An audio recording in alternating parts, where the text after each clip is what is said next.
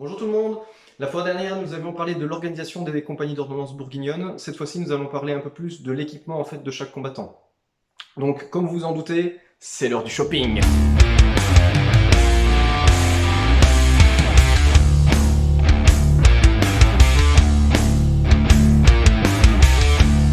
Donc, la fois dernière, nous avons vu l'organisation globale d'une compagnie d'ordonnance bourguignonne. Cette fois-ci, on va s'attarder un petit peu plus aux différents personnages qui la composent, donc, notamment au niveau des combattants. Et donc, pour ce faire, on va se baser sur la lance. Donc, la lance, petit rappel, c'est un homme d'armes, on a un page, un acoustillier, on a 3 archers à monter, on a un piquenaire, un arbalétrier, et alors on a un fusilier aussi. Donc on va regarder tous ensemble ces différents personnages, et juste petit rappel, petit rafraîchissement, une image de ce qu'est une lance.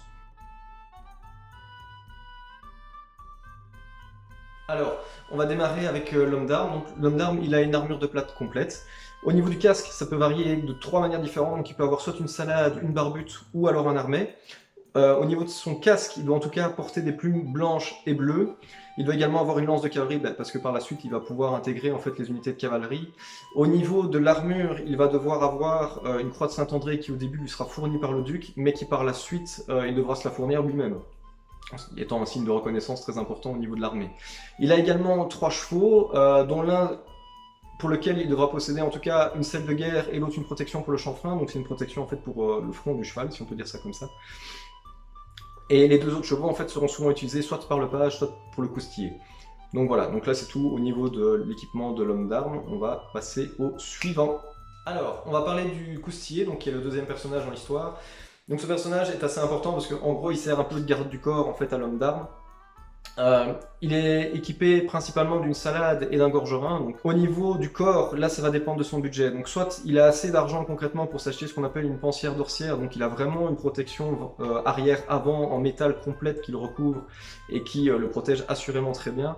Soit il a moins de moyens et là il y a 2 options qui s'offrent à lui. Donc il va devoir soit acheter l'avant en métal et devoir mettre de la brigandine sur l'arrière, soit acheter juste la brigandine et rajouter une protection ventrale en métal, histoire de protéger un minimum ses organes internes. Au niveau de ses bras, à nouveau question de moyens, généralement les mitons coûtaient moins cher que les gants articulés, et donc ici il va soit pouvoir acheter l'un ou l'autre, et au niveau de ses bras il va devoir couvrir un minimum, donc soit il va avoir juste la protection de l'avant-bras, soit la protection jusqu'en haut à la base de l'épaule. Au niveau de son équipement, concrètement, on a donc il a ce qu'on appelle une javeline, donc c'est une petite lance avec un cran d'arrêt dessus. Donc il y a un renfort en métal et en fait il y a un cran qui permet de protéger en fait la main. Donc là aussi, image. Il a également une épée droite, donc ça c'est important de savoir parce que il y a une autre arme qui s'appelle le messer qui elle est une épée un peu plus courbée, enfin avec une tendance un peu plus courbée, et donc il y a une distinction à faire entre les deux. Et en termes de symbolique aussi à l'époque, l'épée et le messer étaient clairement pas attribués aux mêmes catégories sociales en fait. Donc on a le messer qui est une arme beaucoup plus facile à faire et populaire, et l'épée qui est une arme beaucoup plus noble.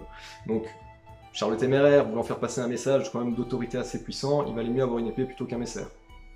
Et le dernier élément, c'est une dague. Alors, il y a différents types de dagues qui existent au XIVe et au XVe siècle, et elle est opposée à la perce-maille. Donc la perce-maille est une arme qui permet en fait de percer les armures, d'accord. Donc l'idée n'étant pas du tout de trancher. Eh ben ici, ce personnage en fait est équipé d'une dague à double tranchant. Donc l'idée étant justement de pouvoir couper si nécessaire et de planter aussi. Alors il faut savoir qu'on n'est pas sur une arme de boy scout parce que en gros, c'est quand même une dague qui fait 30 cm. Donc pour vous donner une idée, c'est ça. Faites attention aux perspectives. Et, et voilà, donc là ce sera tout pour l'équipement du coustiller. On va passer au suivant. Maintenant on va parler de l'archer monté. Donc évidemment cet archer était monté, donc il avait un cheval, donc ça c'est la première chose qu'on peut se dire. Et en termes de protection, qu'est-ce qu'il avait? Concrètement, il avait donc une barbute qui était avec visière ouverte, donc il n'y avait pas de visière, donc l'objectif étant de maximiser effectivement la visibilité puisqu'il devait tirer. Il avait également un gorgerin, donc protection du cou à un minimum. Et alors au niveau du torse, il y avait 2 options. Soit en gros il avait donc un aubergeon de maille, donc vous imaginez un gilet en maille. Alors généralement, en tout cas, ils ont tendance à dire qu'il n'y a pas qu'il était sans manche, parce que forcément quand on doit tirer à l'arc, on a besoin de mobilité au niveau des épaules, et à partir du moment où vous rajoutez une manche, c'est assez gênant. Donc ça c'était la première option. Soit la deuxième, c'était à nouveau la brigandine, hein, c'était un bon compromis entre des lames et de la flexibilité, donc forcément pour tirer à l'arc, il était quand même plus avantageux. Donc, il faut savoir aussi que ce qui est marrant, c'est qu'il n'y a pas seulement l'équipement qui est misé, il y a aussi un autre aspect, c'est par exemple, il devait avoir des bottes longues. Donc, pourquoi? Alors, ça c'est une supposition de ma part, mais pour ceux qui ont déjà fait de l'équitation, essayez de monter plusieurs heures avec un pantalon classique, vous allez être irrité comme c'est pas possible, et c'est désagréable, c'est vraiment désagréable. Par contre, mettez une bonne botte en cuir, et si les trois quarts du temps les cavaliers en ont d'ailleurs, même encore les modernes, et ben à ce niveau-là, ce sera beaucoup plus agréable comme expérience. Autre paramètre aussi, ben, au niveau des éperons, pas question d'avoir comme les chevaliers des éperons qui étaient extrêmement grands, notamment pour la parade, bien vue ou autre. Donc ici c'était des petits éperons parce que ben, forcément les éperons, ça aussi si vous avez déjà fait l'expérience, ben, globalement ça fonctionne un peu comme des skis. S'ils sont trop longs, tant que vous marchez tout droit, ça va. Mais à partir du moment où vous allez croiser, où vous avez le malheur de marcher un petit peu de travers, ben, vous allez vite vous rendre compte que les éperons vont se prendre dedans et vous allez vous casser la figure. Donc, ici, intérêt à la mobilité, en fait, et de leur favoriser un équipement, en tout cas, qui va avantager le fait de pouvoir bouger rapidement. Alors, au niveau de l'armement, concrètement, on a, donc forcément, ils ont un arc long, ils ont également une épée à deux mains, donc ça c'est vraiment spécifié, ils ont une grande épée à deux mains. Ils ont également un couteau, donc comme le coustiller, sauf que celui-ci fait 1,5 pied. Donc le coustiller on avait 30 cm, ben là on a rajouté encore un petit peu. Donc en termes de couteau, la notion est différente entre guillemets de ce qu'on aurait de nos jours. Et donc voilà. Alors moi quand j'ai vu cette unité concrètement, il y a quand même quelque chose qui m'a un peu interpellé, c'est de me dire mais pourquoi est-ce qu'on donne en fait une épée à deux mains à des archers? Faut savoir que dans tout le cheminement anglais, en tout cas les archers sont souvent des gens en fait qui s'entraînent chez eux, notamment le dimanche, donc ce sont des paysans concrètement, et là on donne déjà à des paysans un cheval, et alors en plus ils ont un équipement qui est quand même très conséquent quoi. Et ben en fait en me renseignant un petit peu, bah, ces gars-là pas du tout, c'était pas du tout des paysans au départ, c'était des professionnels du combat, donc ce sont des gars qui étaient vraiment entraînés à savoir tirer à l'arc, que ce soit à cheval ou à pied, et au maniement des armes. Et donc ce sont des mecs en fait dont on a maximisé la polyvalence. Donc ce sont des types qui pouvaient très bien intervenir sur le champ de bataille, tant en tant qu'archer qu'en tant que combattant. Et au niveau intervention, il faut vous imaginer aussi, si le gars tombe de son cheval, et qu'il a une épée à deux mains, c'est quand même plus facile de faire de l'espace, en tout cas, que s'il avait un autre style d'équipement, notamment s'il avait simplement son couteau, ou je sais pas moi, un écu et voilà, et une épée à une main. Alors vous me direz, mais pourquoi est-ce qu'on n'a pas fait pareil avec l'homme d'armes? L'homme d'armes, faut vous dire, qu'il a à peu près déjà, ça peut varier, mais c'est entre 20 et 30 kg, voire 35 kg de matos sur le dos. L'épée à deux mains, ça requiert quand même d'avoir pas mal de mobilité au niveau des épaules, et donc c'est quelque chose qu'il n'a pas vraiment. Et en plus, son équipement le protège énormément. Donc, si on se met 2 secondes en situation, le gars tombe de son cheval, avec en plus son matos sur le dos, se prend un impact de bœuf, doit en plus se relever, sortir sa grande épée et faire des grands mouvements. Moi, je vous le dis, je suis déjà tombé une fois à cheval sur le flanc, c'est pas possible, c'est vraiment juste pas possible. Par contre, un gars qui a déjà un équipement plus léger et qui, à mon avis, sera déjà beaucoup plus réactif, là, il y a déjà d'autres possibilités qui s'offrent aussi. Donc voilà, donc ici on a une unité en fait qui n'est pas du tout, comme on pourrait le croire, des on va dire gens de la populace ou des paysans qu'on a mis sur des chevaux, mais bien des professionnels du combat. Bon, on va attaquer le coulevrinier et l'arbalétrier. Donc ce sont deux personnages en fait que je vais mettre un petit peu dans la même catégorie parce que leur équipement est à peu près similaire. Donc ils ont effectivement leur arme de tir respective, donc la coulevrine ou l'arbalète. Au niveau de la protection, on a toujours la salade, on a également le gorgerin. Alors c'est pas précisé si c'est avec visière ou sans visière, malgré que c'est des unités de tir, donc ça je ne sais pas y répondre. Au niveau du corps, on a normalement un aubergeon de maille avec manche, donc à savoir si elle descend basse ou haute, ça je ne sais pas répondre. Au niveau du plastron, ils ont un plastron en métal, quand même, donc il y a quand même... Faut se dire que techniquement c'était des gars qui soit allaient se faire intercepter par des charges de cavalerie, soit se faire tirer dessus. Donc il y avait plutôt un intérêt quand même à couvrir un minimum le corps, histoire de pas être neutralisé rapidement, quoi.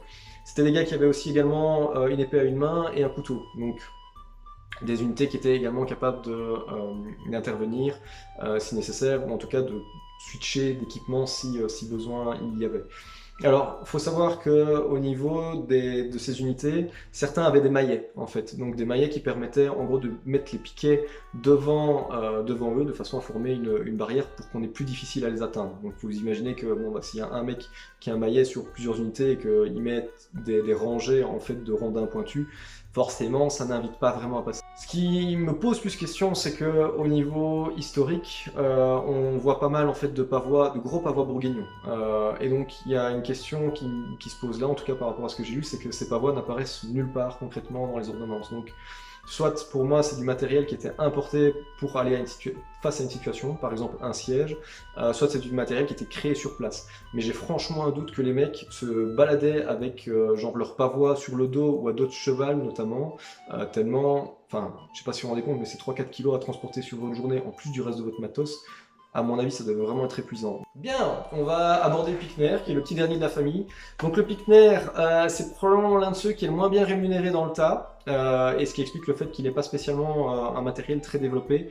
Donc, au niveau de la tête, j'avoue que j'ai pas trouvé énormément, et voilà, en fonction de différents reconstituteurs ou livres que j'ai lus, il y a un petit peu de tout. Donc c'est-à-dire que soit on peut avoir une protection qui, moi, je trouve la plus globale, en tout cas, est la salade et le gorgerin, on continue à protéger la tête globalement. Par contre, il y a d'autres constituteurs, effectivement, qui font le choix de choisir des protections de tête qui sont moindres, et c'est vrai que si le gars voulait payer en fait sa protection de tête tout seul, c'est assez logique en fait qu'il ne puisse pas avoir accès à un équipement de top qualité. Donc ça, voilà.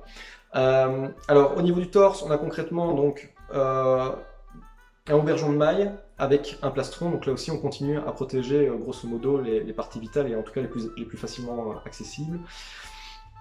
Il a une dague également, et en fait au niveau de ses bras, donc du côté droit, il est censé avoir normalement des plaques de métal, en tout cas c'est ce qui est dit, donc je suppose que c'est des jacks qu'on appelle ça, donc c'est en fait des chaînes de métal qui sont mises pour minimiser en tout cas les impacts qu'on reçoit à l'épée, ou en tout cas s'il y a des tranchants, que ça puisse ripper plutôt que de trancher complètement.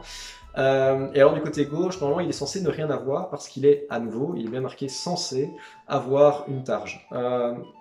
Je vais m'aventurer sur un terrain un peu glissant, mais en tout cas de mon expérience, je trouve que cette targe n'est pas toujours une très bonne idée. C'est-à-dire que soit en gros vous êtes comme ceci avec la targe en train de tenir votre lance, et donc elle est bien droite, et donc pour l'interception des coups qui viennent par ici, rien à dire. Par contre, quand vous tenez votre lance comme ça, et que la targe est posée ici, comme vous pouvez le voir avec ma petite main, en rampe d'accès droit vers votre visage, c'est une autre question. Donc, moi personnellement, je pense que les gars qui avaient quand même de l'expérience en combat, ou alors qui n'avaient vraiment pas le choix, en tout cas avaient une vision, à mon avis, une protection de visage, et notamment en tout cas une visière, histoire d'éviter en tout cas des coups en frontaux qui pouvaient quand même être relativement fatals. Donc voilà, donc là c'est une question de choix aussi par rapport à vous, vous reconstituteurs. Je voulais aborder une dernière question pour cette vidéo, c'est-à-dire est-ce que les gars devaient tout le temps se fournir leur matériel eux-mêmes? C'est vrai, ils recevaient une paye de Charles le Téméraire, est-ce que, ben voilà, dans l'autre sens, c'était tout le temps à eux de fournir? Parce que je me suis dit, c'est quand même vache, hein. Vous imaginez, vous recevez votre paye, et puis il y a le gars qui vient de te payer qui fait hey, en fait, je te l'ai pas dit, mais tu dois réinvestir dans du matériel pour l'année prochaine! Et le prix a augmenté, parce que ça vient d'Italie. Génial! Donc, en fait, non. Concrètement, en 1472, Charles le Téméraire va intervenir plusieurs fois pour donner de l'équipement à son armée. Donc il veut quand même une armée efficace, et il ne faut pas oublier qu'il joue énormément en fait, sur l'impression que fait ses armées. Donc il a plutôt intérêt à ce que ses armées paraissent bien équipées et prestigieuses plutôt que l'opposé en fait. Donc voilà, juste simplement un éclairage et un peu d'indulgence en fait au niveau reconstitution, de dire ok, il y a des gars qui en fait, bah, on va prendre le petit Picner là qui avait pas spécialement beaucoup de moyens et qui faisait comme il pouvait avec ce qu'on lui donnait, et qui rachetait de l'équipement probablement italien, germanique ou français, ou là où il pouvait en fait. Et puis il y avait des gars qui étaient nettement plus riches, on va prendre peut-être l'homme d'armes, qui lui pouvait se permettre de se payer une armure complète italienne, et que là effectivement on avait quelque chose qui venait de là-bas. Donc voilà, donc là à mon avis il y a sûrement des traces aussi, mais je doute que effectivement les gars étaient équipés juste avec un seul type d'armure, et même sur eux-mêmes qu'ils étaient équipés avec un seul type d'armure venant d'une seule région. Donc voilà. Ce sera tout pour aujourd'hui. La fois prochaine, on abordera donc la deuxième compagnie de Ordonnance bourguignonne. Donc là, on va aller un petit peu plus dans le détail dans comment la repérer, qu'est-ce qu'elle a fait potentiellement, ou pas. Et voilà. D'ici là, portez-vous bien, et à la prochaine.